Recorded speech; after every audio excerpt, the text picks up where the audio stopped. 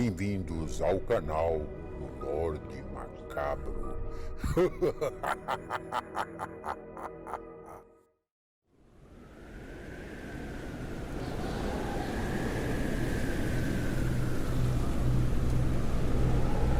Olá, boa noite. Vamos para mais um relato no Lorde Macabro, relato especial. Gostando do canal? Então inscrevam-se, ativem o sininho de notificações. Só assim vocês receberão muito mais conteúdo. A Fera do Ártico. O Ártico se encontra no Círculo Polar Ártico, conhecido também de Polo Norte, uma das áreas mais frias do planeta. O Ártico, em toda sua extensão, abrange cerca de 21 milhões de quilômetros quadrados, sendo que desse total, 65% é composto pelo Oceano Glacial Ártico. Os 45% restantes do território são constituídos por uma imensa quantidade de ilhas, além de partes continentais, situadas no extremo norte, onde se encontram áreas territoriais pertencentes aos Estados Unidos, Canadá, Noruega, Suécia, Finlândia e Rússia. E é de lá que vem a nossa macabra história. O monstro do Polo Ártico. Bom dia ou boa noite. Isso talvez não importe. Minha única esperança são essas palavras que estou escrevendo, mesmo com minhas mãos trêmulas de tanto frio. Espero que elas cheguem nas mãos de autoridades realmente interessadas na raça humana. Meu nome é Thomas Ryan, sou biólogo marinho e também oceanógrafo. Onde estou nesse momento não tenho a mínima ideia, mas rezo todos os dias para que a humanidade receba essas informações, pois isso é imprescindível para a nossa sobrevivência. O iceberg que estou é imenso e o frio aqui beira os 20 graus negativos. Estou à deriva no mar gelado. Às vezes o iceberg flutua e por um breve momento ele para no meio do nada. Estou apenas esperando minha morte chegar. Sei que será em questão de horas ou minutos, talvez pelo frio, ou vai ser por aquela criatura monstruosa do centro de pesquisas. Ela ainda está lá me observando com a esperança de me devorar vivo. Mas o frio talvez vai me matar primeiro. Essa foi minha última tentativa e também meu último gole de uísque. Pelo menos ele me acalenta nessa tempestade gelada e mortal.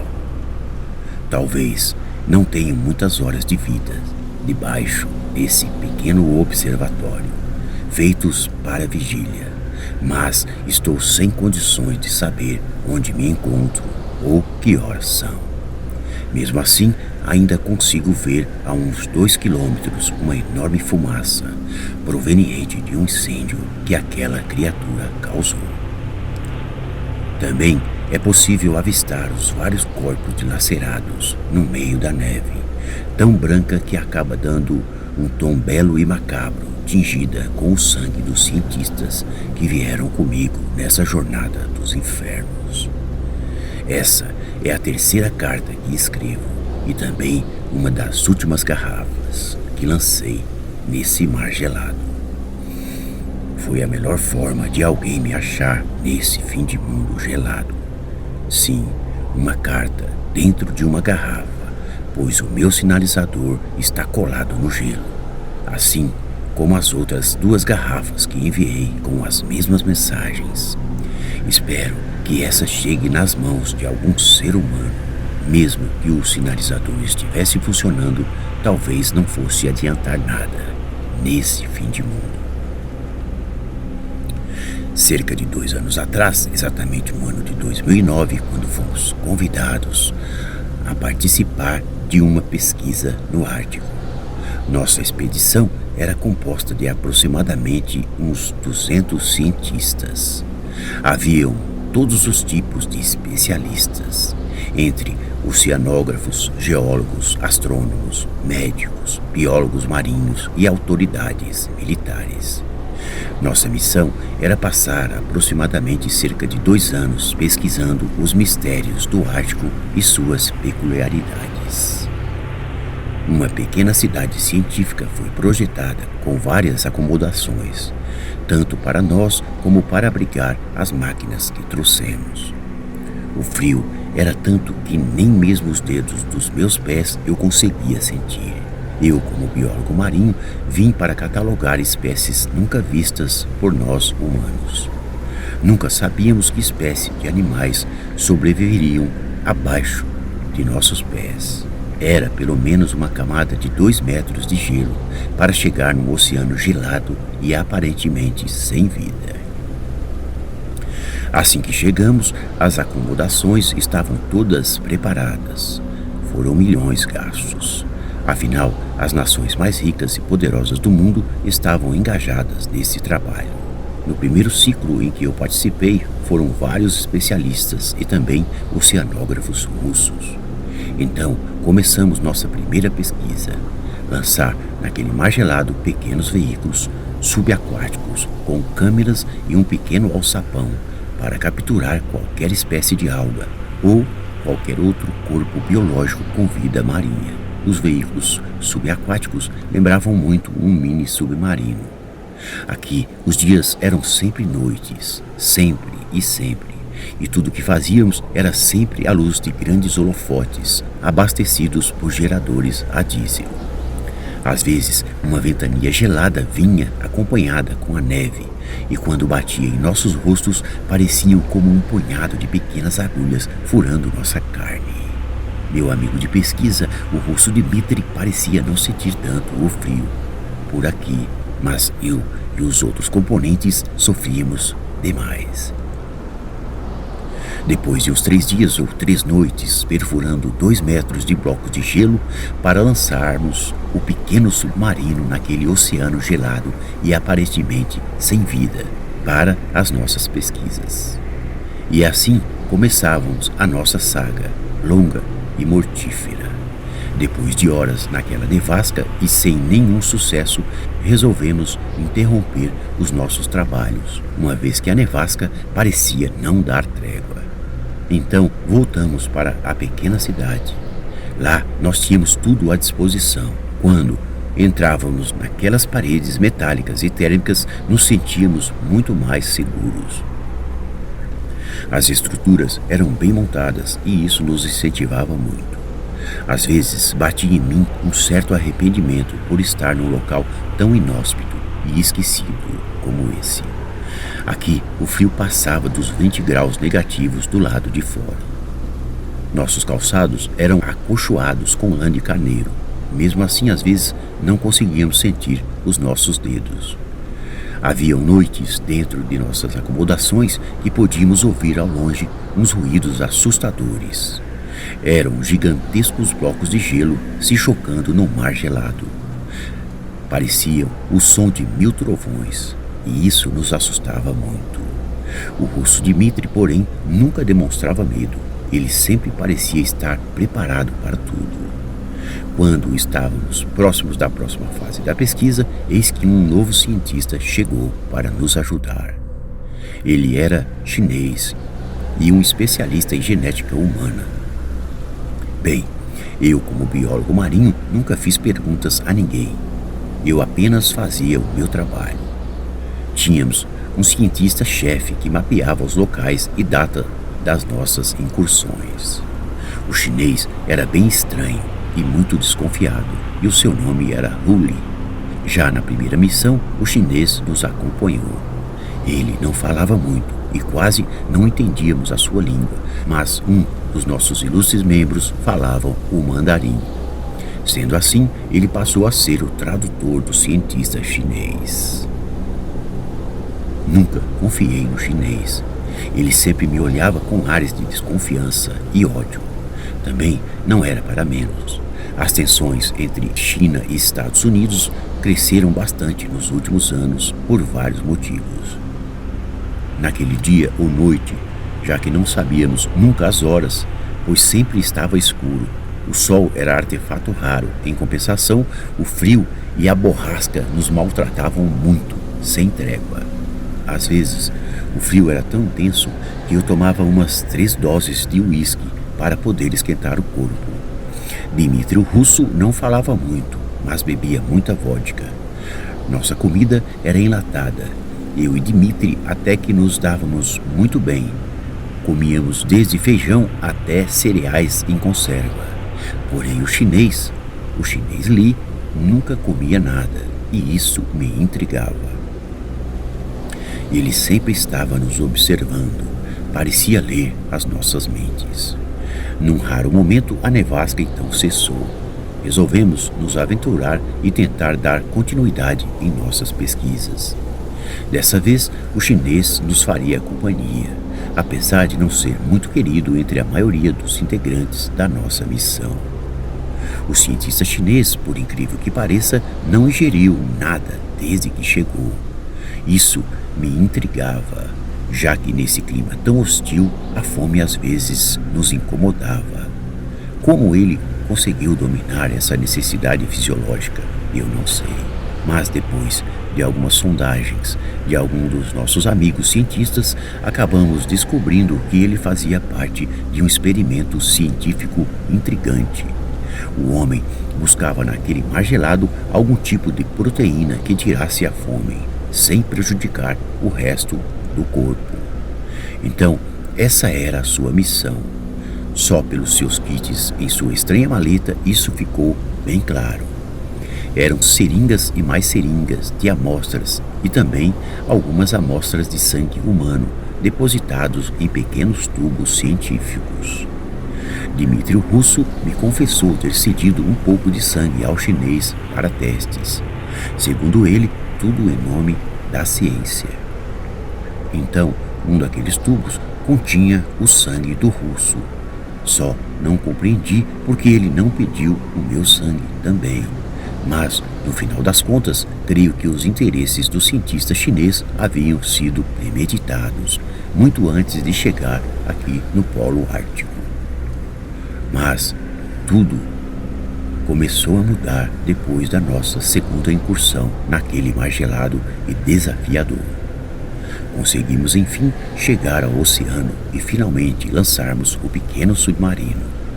A tempestade nos deu umas 3 horas de trégua, e isso foi tempo suficiente para colhermos organismos estranhos e supostamente nunca vistos ou catalogados em nossos livros científicos. No pequeno alçapão, uma pequena espécie muito estranha que tinha a forma de um pequeno lagarto veio à tona, junto com outros organismos marinhos.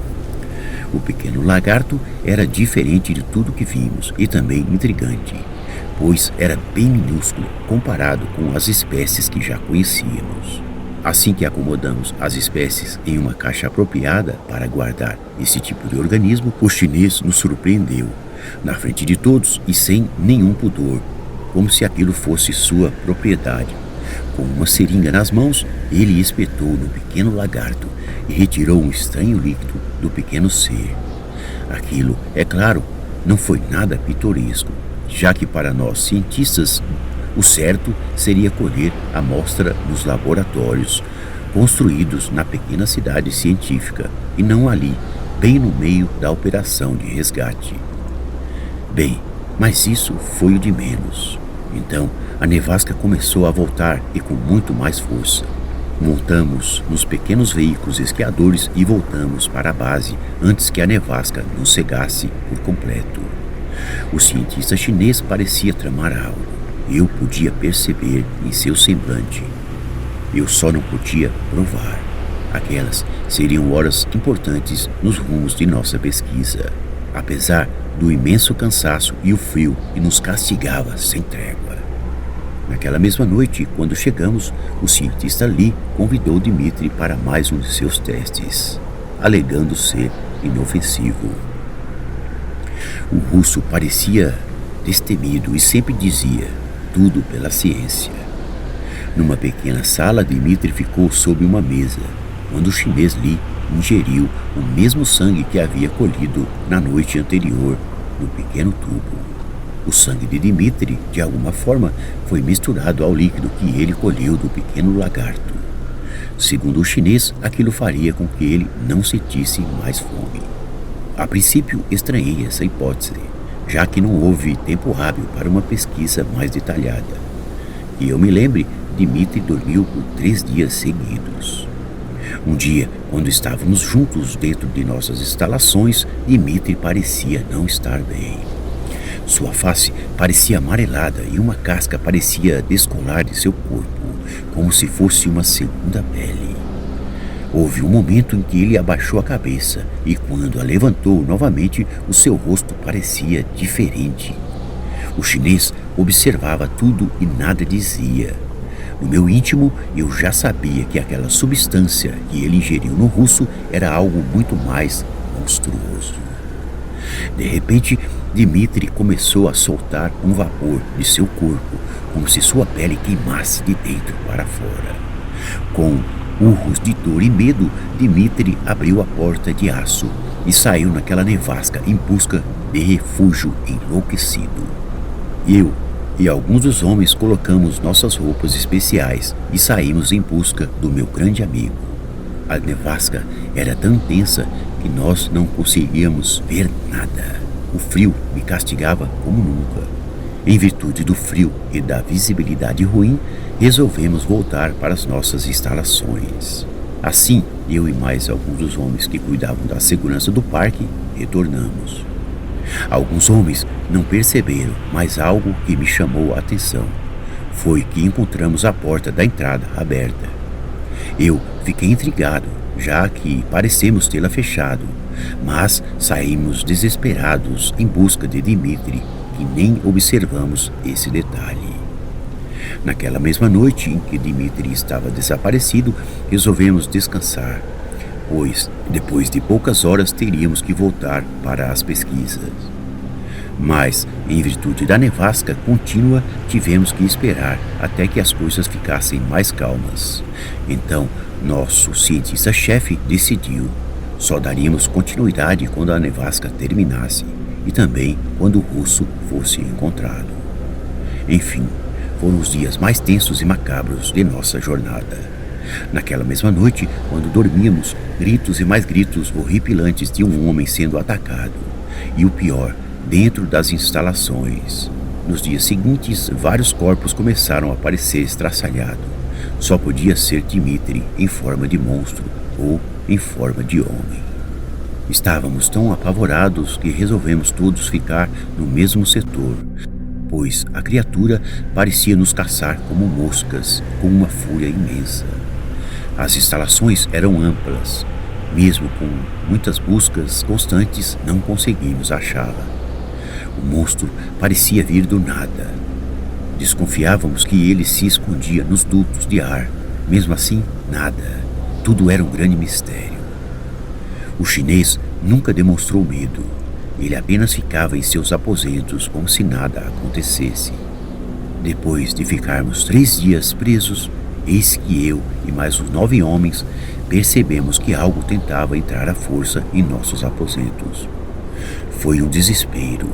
Alguns homens mais apavorados começaram a gritar, enquanto a nevasca do lado de fora também soava com aquela ventania macabra. Somando tudo isso, o pânico foi muito grande. Mesmo alguns militares preparados para qualquer tipo de situação se viram com medo naquela noite. De repente, a criatura rompeu a porta e adentrou na sala em que estávamos. Foi desesperador. E uma carnificina se fez.